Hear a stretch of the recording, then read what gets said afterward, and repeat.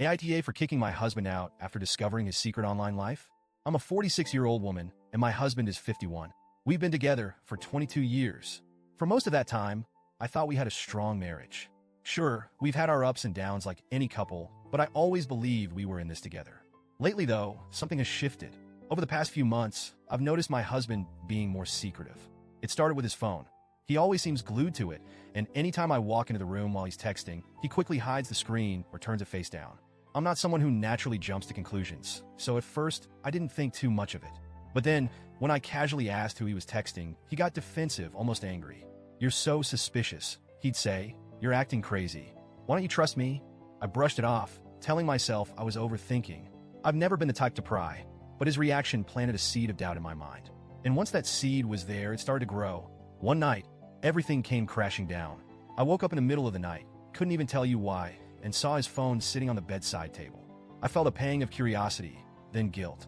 I told myself I was being paranoid, but something in my gut wouldn't let me go back to sleep. So, I picked up his phone. I don't know what I expected to find. Maybe I thought I'd open it, see nothing suspicious, and feel silly for doubting him. Instead, what I found shattered me. The first message I saw was from a 25-year-old woman. He told her he loved her. He was asking her for pictures and videos, things I won't even repeat here because they make me sick to think about. My hands were shaking as I scrolled further. There were DMs to multiple women, some I recognized from his past, and others I'd never heard of.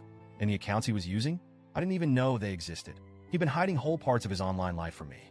In that moment, something in me broke. I didn't cry. I didn't scream. I just shut down. I got out of bed, went to the closet, and started folding his clothes. I needed to do something, anything, to keep myself from falling apart. When he woke up and saw me packing his things, he looked confused. "What are you doing?" he asked. I didn't say a word. I just handed him his phone. The color drained from his face. He knew. At first, he tried to explain. "It's just flirting," he said, his voice panicked. "You don't understand. It's harmless." But when I didn't respond, his tone changed.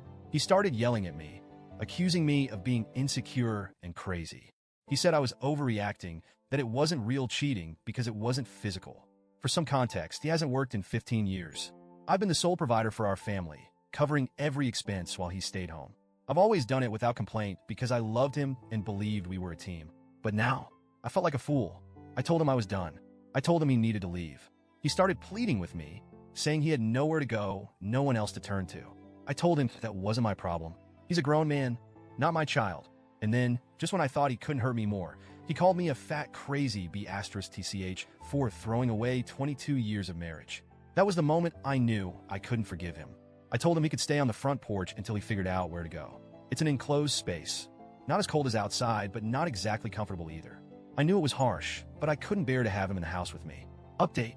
Thank you to everyone who commented and sent messages. Your kindness has been a lifeline. When I got home from work, he was still on the porch. To clarify, it's more like a mudroom. Chilly, but not unbearable. I let him in so he could eat, use the bathroom, and talk. He started apologizing again. He said he wouldn't do it anymore, that he didn't mean to hurt me. He begged me to think about our history together, to consider the good times. He said I was throwing away 22 years over something that wasn't physical. But this time, his words didn't sway me. I pulled up his messages again, the ones I'd read the night before, and began reading them out loud. I got about halfway through before I broke down crying. I couldn't help it. The betrayal felt so raw, so personal. I looked at him through my tears and said, You knew this was the one thing I could never forgive." His response? He called me a bitch and said he hated me. Hearing those words from him, after everything I've done for him, was like a dagger to my chest. But in a strange way, it also gave me clarity. I told him I'd posted our situation on Reddit and began reading some of your comments to him.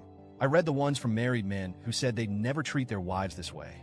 I read the ones from women who've been in similar situations, who told me I'm not overreacting. And yes, I even read the funny ones calling him a splendid daddy. By the time I finished, I felt stronger. I told him he needs to figure out where he's going because I want him out by Friday. He tried to apologize again, but I'm done listening. I deserve better than this. I took his phone away, so at least he can't use it to contact anyone else while he's still here. And as painful as all of this is, I feel like I'm finally taking control of my life. I won't lie, I'm miserable. I've spent over 2 decades loving this man, building a life with him. And now it feels like I'm losing everything. But deep down, I know I'm making the right choice. Thank you to everyone who took the time to comment, message, or just read my story. You've helped me find the strength to stand my ground.